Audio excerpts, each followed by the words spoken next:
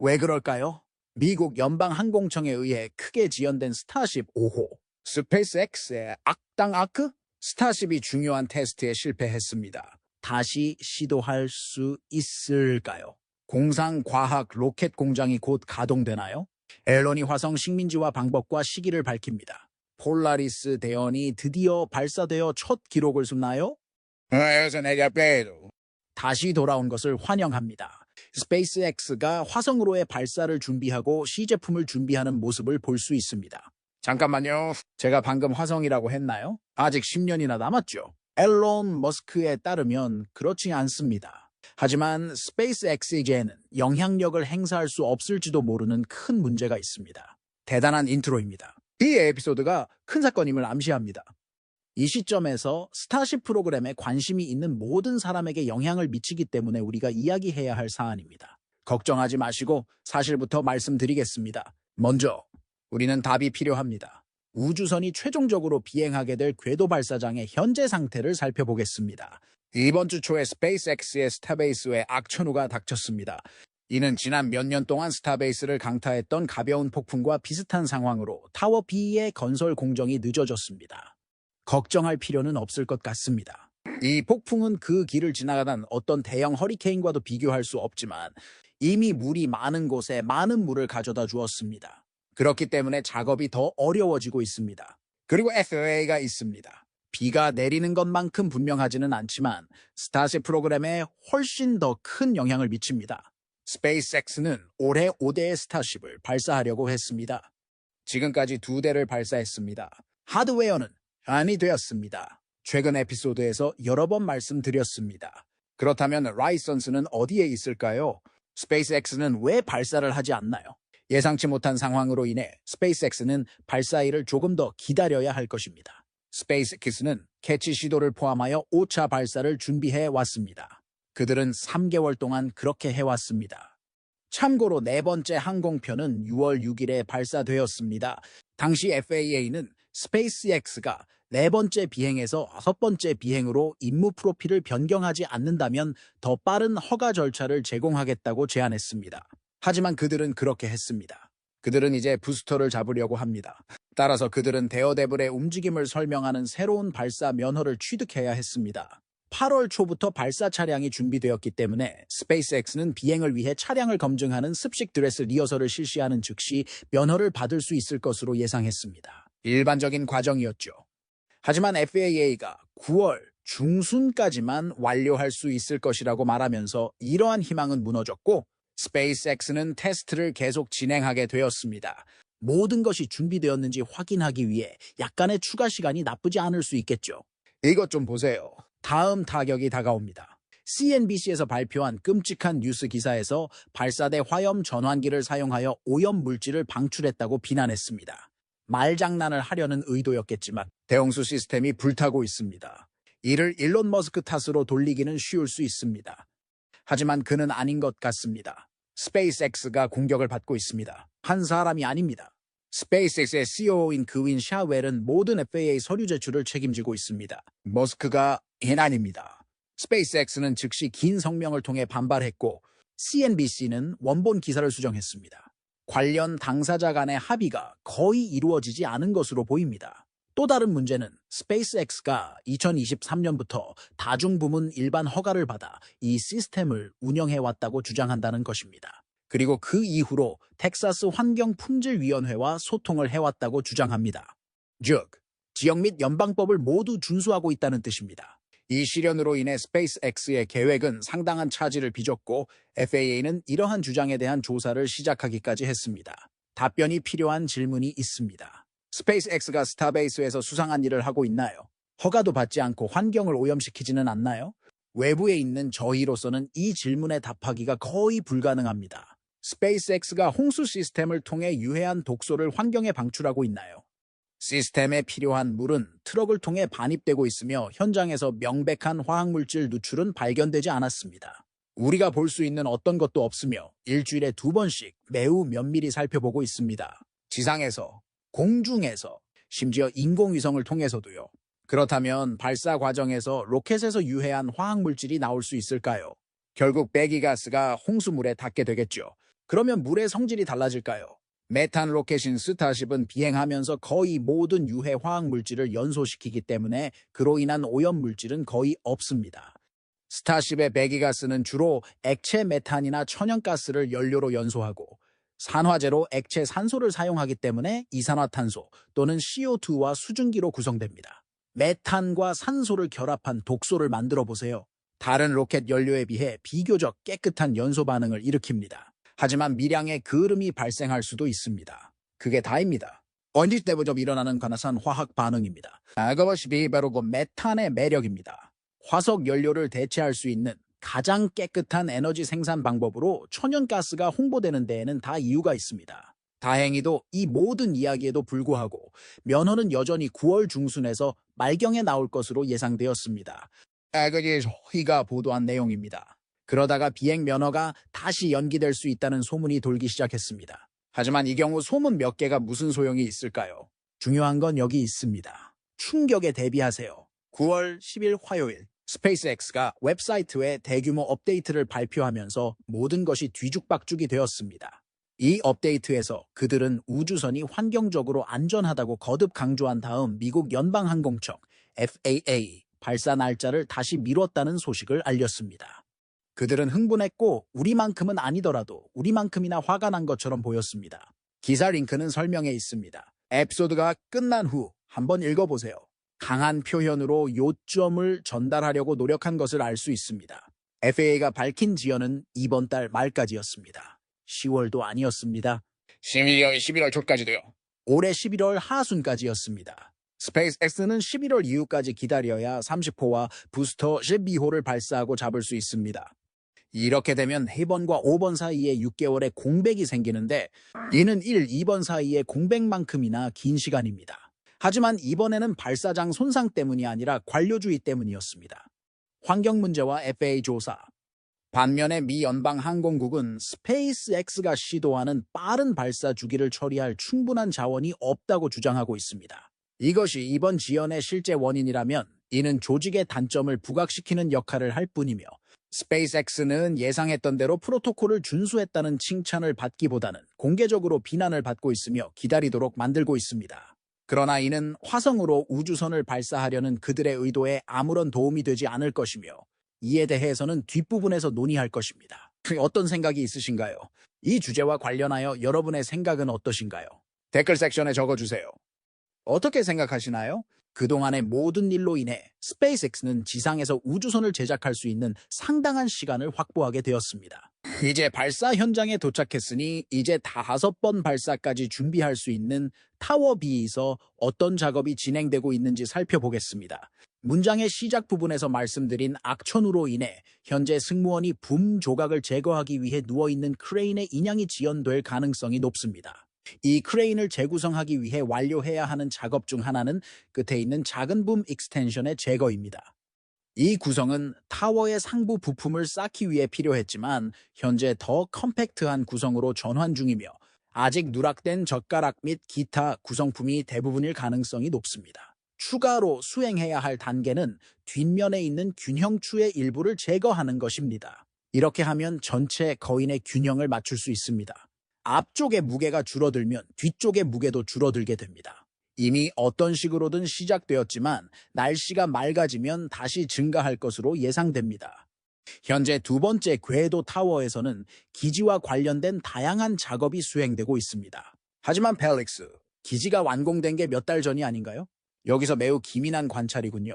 대답이 긍정적이라는 사실에도 불구하고 그들은 그것을 크게 발전시키기 위해 지속적으로 노력해왔습니다. 콘크리트 기지는 기초 역할을 하지만 그 이상입니다. 이곳에는 다양한 필수 시스템이 있습니다. 궤도 발사대가 있는 위치의 바깥쪽과 반대편에 위치한 이 작은 구조물에는 드로우 작업이 이루어집니다. 이 구조물은 거대한 젓가락 조립체를 들어올리고 내리기 위해 스페이스X가 사용하는 거대한 석유 굴착기 윈치입니다. 프레임을 완성하기 위해 그들은 프레임 외부에 패널을 차례로 붙이고 있습니다. 반면에 내부가 거래를 체결하고 전체 매각을 완료하는 데 방해가 되고 있습니다. 타워 B의 도면 작업이 완료되었다는 징후가 보이지 않는다는 점을 고려할 때 스페이스X는 설치를 위한 주택 준비만 계속할 것으로 보입니다. 비교적 짧은 시간 내에 스페이스X가 설치하는 것을 보게 된다면 정말 멋진 일이 될 것입니다. 그럼에도 불구하고 젓가락이 장착된 이유가 될 가능성이 높다는 것을 알고 있습니다. 타워 B와 3번 우주선에 대한 업데이트. 현재 스타베이스에는 아주 특이한 시나리오가 또 하나 진행되고 있습니다. 우리의 좋은 친구 우주선 31이 여기에 나와 있습니다. 5번 비행에서 이륙할 예정인 프로토타입 우주선입니다. 블로그에서 건설되는 마지막 우주선입니다. 아직 크랩 스탠드 위에 자리 잡고 있는 메시에서 정전 캠페인이 진행되고 있다는 추측이 있습니다. 이 차량의 최초 극저온 테스트 실패 이후 거의 4개월이 지난 9월 8일 일요일 스페이스X는 이 차량의 첫 번째 엔진 테스트를 준비했습니다. 이 테스트에는 로켓의 엔진이 포함될 것입니다. 근처 지상에서 볼 수 있었던 황희 외에도 프로토타입의 배에 서리선이 나타났습니다. 그러고는 아무것도 없었습니다. 로켓의 신속한 기폭 장치 제거로 테스트는 성공적으로 마무리되었습니다. 하지만 그 이유는 무엇일까요? 탱크의 구조적 무결성을 검증하기 위한 극저온 테스트일 뿐이라는 추측이 가능했지만 실제 상황인 것처럼 보였습니다. 그날 저는 31번 선박이 단순히 그것을 느끼지 못했다고 생각합니다. 모든 것이 끝나고 나니 일요일이었습니다. 농담은 모두 제쳐두고 우주 비행, 특히 이러한 프로토타입 우주선의 경우 비행 중단은 매우 흔한 일이기 때문에 생각만큼 드문 일은 아닙니다. 수년 동안 우리는 수많은 정적 발사 및 스핀 프라임 중단을 목격했으며 이번이 마지막이 아닐 가능성이 높습니다. 이 모든 것의 특이한 점은 31번 우주선이 역번 비행을 준비할 가능성이 매우 높다는 것인데 이는 5번 비행이 시작되기도 전에 상당한 시간이 걸린다는 것입니다. 솔직히 말씀드리자면 저는 이것이 옳지 않다는 강한 느낌이 듭니다. 이 시점에서 이 프로토타입이 처음 만들어진 장소에 집중해 봅시다. 스타 공장은 건설 현장에서 찾을 수 있습니다. 이 구조는 전년도 말 온라인에 초기 섹션이 공개된 이후부터 스타쉽을 제조하는 주요 수단으로 사용되어 왔으며 그 이후에도 계속 확장되어 왔습니다. 하지만 아직 어느 정도까지 진행 중인 작업인가요? 항공기 내부를 들여다보는 경우는 매우 드물고 마지막으로 들여다본 것은 하편 운항 직전인 몇 달 전이었기 때문에 말씀드리기 어렵습니다. 은박지 모자를 쓰고 그 이후로 어떤 변화가 있었는지 살펴본다면 이해할 수 있을 것입니다. 6월 초 일상적인 우주 비행사라고도 알려진 팀 더드가 내부를 들여다볼 수 있었고 다행히도 내부에서 진행 중인 작업에 대해 많은 것을 밝혀냈습니다. 3번 고속도로에서 떨어져 있는 첫 번째 구간과 두 번째 구간은 한동안 온라인에 공개되었지만 나머지 두 구간에 대해서는 아직 어떤 정보도 얻지 못했습니다. 하지만 인터뷰 중에 이미 구조물이 완공되어 교량 크레인, 턴테이블, 용접 장비 설치 등 마지막 마무리 작업만 남겨두고 있는 것을 확인할 수 있었습니다. 또한 이 구간에는 스타쉽 노즈콘과 같은 품목을 수용할 수 있어 특정 장비를 제작하는 데 추가 시간이 필요했을 것으로 보입니다. 사무실 건물과 가장 가까운 쪽 등 아직 마무리해야 할 사소한 작업이 남아있지만 그 외에는 더 이상 해야 할 일이 많지 않다는 것을 알고 계실 것입니다. 지난주에는 막바지 업그레이드 작업 중 하나로 새 출입문을 설치했습니다. 언뜻 보기에는 그다지 매력적으로 보이지 않을 수도 있지만 앞으로 며칠 동안 내부를 엿볼 수 있는 가장 효과적인 접근 방식이 될 수 있다고 생각합니다. 최근 업데이트에는 이 독특한 입구에 대한 논의가 포함되어 있으며 메가베이스와 매우 가까운 곳에 밀려있습니다. 이 거대한 나무 프레임은 입구 바로 근처에 배치되었습니다. 충분히 확대하면 스페이스X 문이라는 글자를 확인할 수 있습니다. 이 문은 유리로 만들어진 문틀들로 구성되어 있었습니다. 이 문 덕분에 먼지가 많은 주변 환경으로부터 내부를 보호할 수 있습니다. 적어도 그 바로 바깥에는 거대한 건물 부지가 있습니다. 문을 설치한 후 스페이스X는 내부 청소를 시작할 수 있으며 청소가 완료되면 설치를 위해 추가 전용 하드웨어를 내부로 운반할 수 있습니다. 스페이스X의 계획과 규제 과제.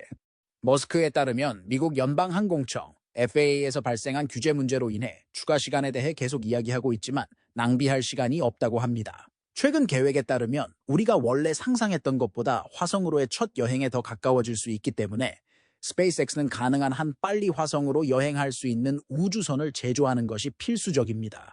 이제 가장 중요한 소식을 전할 시간입니다. 앨런의 업데이트 기간이 다가왔습니다. 앨런은 9월 7일에 게시된 전직 포스팅을 통해 이전에는 생각조차 하지 못했던 엄청난 사실을 공개했습니다. 이 글에서 언급했듯이 스페이스X는 다음 화성 전송 기간이 가능해지면 향후 2년 이내에 최초의 무인 우주선을 화성에 보낼 수 있을 것이라는 희망을 여전히 품고 있습니다. 이는 2026년까지 화성 거주 승무원을 태운 우주선이 준비될 수 있다는 뜻인데 과연 이것이 가능할까요? 전 포스트에 따르면 스페이스X의 야망은 단순히 화성으로 우주선을 보낼 수 있는지 여부를 결정하는 데 그치지 않습니다. 언뜻 보기에 이것은 여러 대의 우주선을 이용한 본격적인 착륙 훈련인 것처럼 보입니다. 무엇일까요?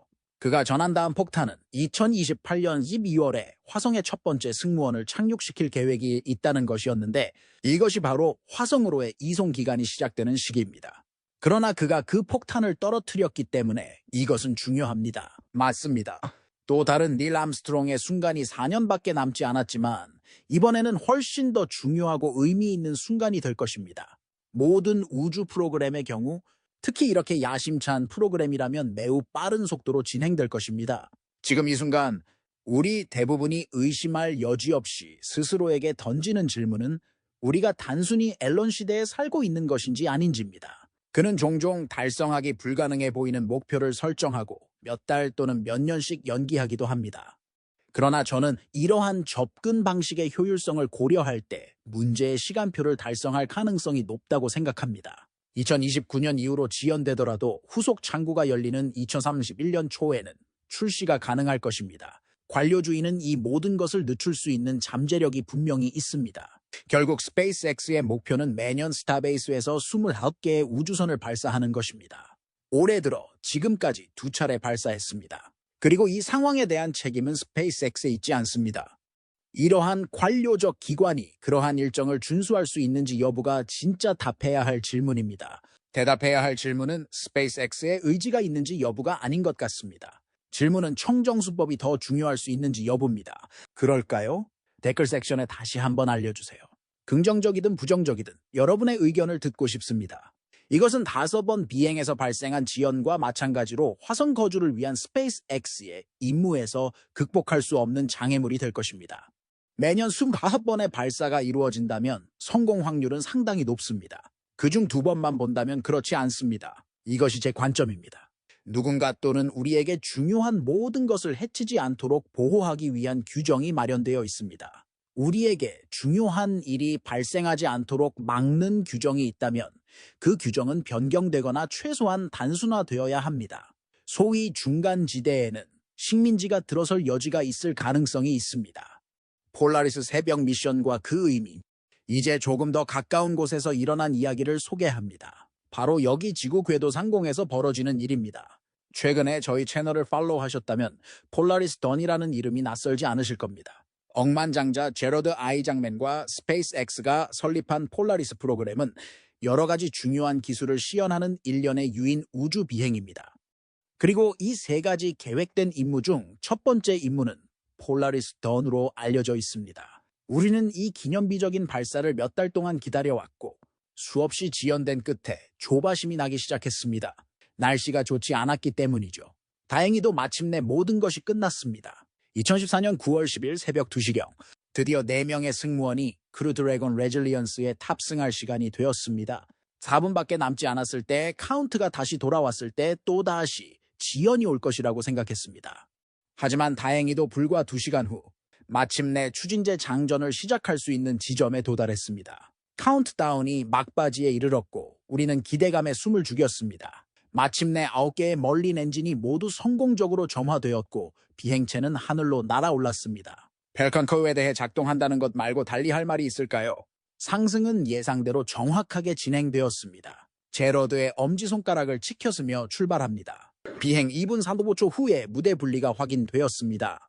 부스터가 착륙하는 동안에도 눈에 보이는 문제는 없었습니다. 최근 구형 부스터의 2번의 착륙 실패 때문에 유심히 지켜봤는데 이번에는 모두 무사히 착륙했습니다. 그리고 중요한 순간, 승무원 드래곤 분리, 노즈콘을 열어야 했습니다. 다가오는 EVA에 대비하기 위한 조치라고 생각할 수도 있지만 이는 비행 3일차인 9월 12일에나 예정되어 있던 일이었습니다. 그렇다면 왜 이제야 하는 걸까요? 이 임무에는 특별한 무언가가 다 있습니다. 그들은 멀리 가고 있습니다. 이런 일이 일어났습니다. 해치가 노출됐어요. 비행 중에 캡슐에서 내릴 계획이라 도킹 어댑터가 아니라 해치지만 노출된 게 하나 더 있어요. 드라코 추진기입니다.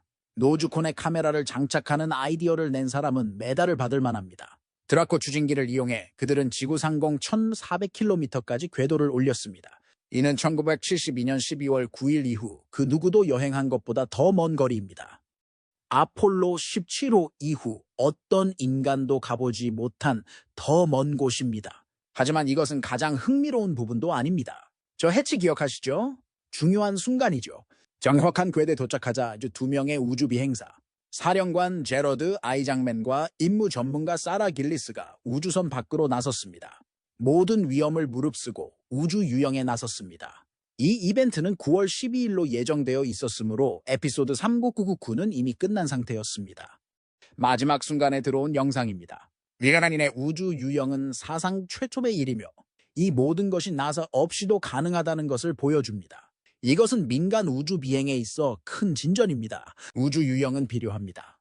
나사는 항상 승무원 캡슐과 로켓의 중복성에 대해 이야기하지만 이것은 그 반대입니다.